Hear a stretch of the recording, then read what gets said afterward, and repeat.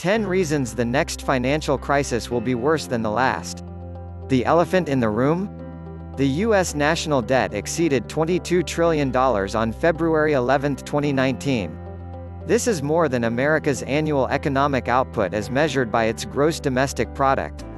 The last time the debt-to-GDP ratio was more than 100% was in 1946 when the nation had to pay for World War II.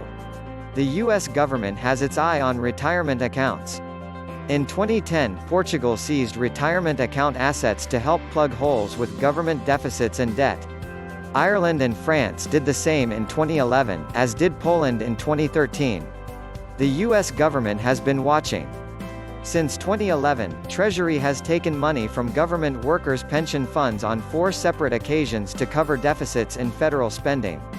Investing billionaire legend Jim Rogers believes that private accounts will be the next ones the government raids. Top 5 U.S. banks now larger than before the crisis.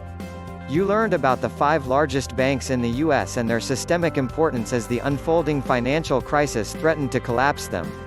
Legislators and regulators promised they would address this issue once the crisis was contained.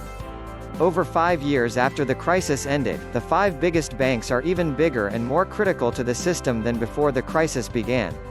The government made the problem worse when it forced some of these so-called too-big-to-fail banks to absorb the failing ones.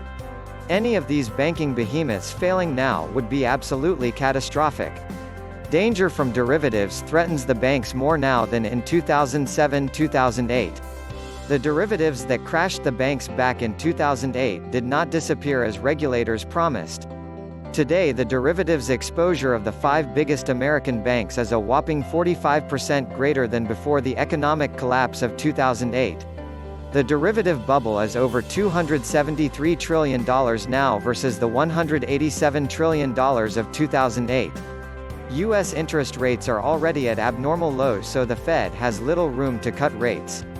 Even after raising interest rates once last year, the federal funds rate is still in the range of 0.25% to 0.5%.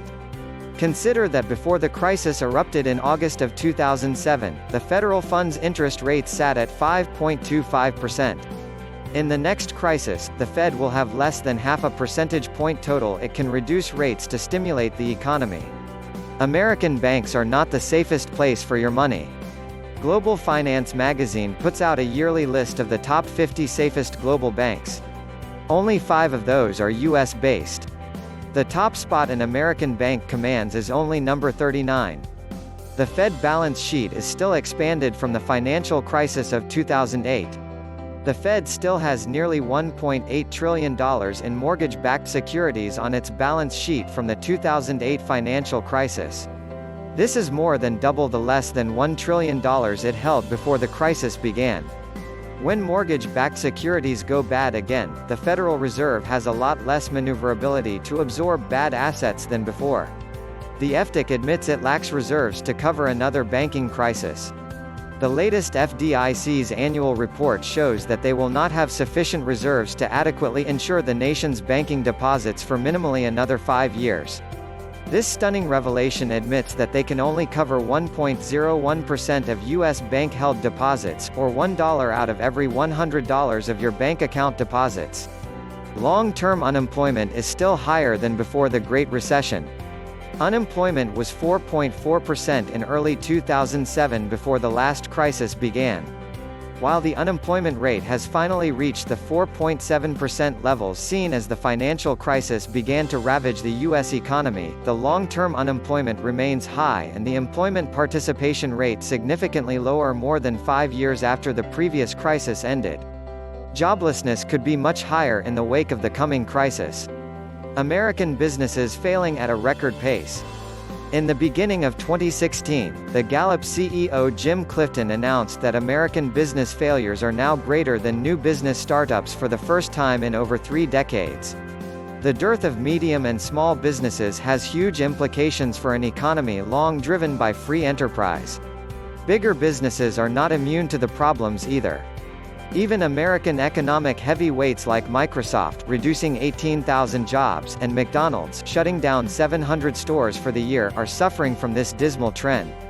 Why smart investors are adding physical gold to their retirement accounts. Hedge against inflation and deflation. Limited supply. Increasing demand. Safe haven in times of geopolitical, economical and financial turmoil. Portfolio diversification and protection. Store of value. Hedge against the declining dollar and money printing policies. Request a free retirement investment guide. Click the link below. Like the video and share it with someone who needs this.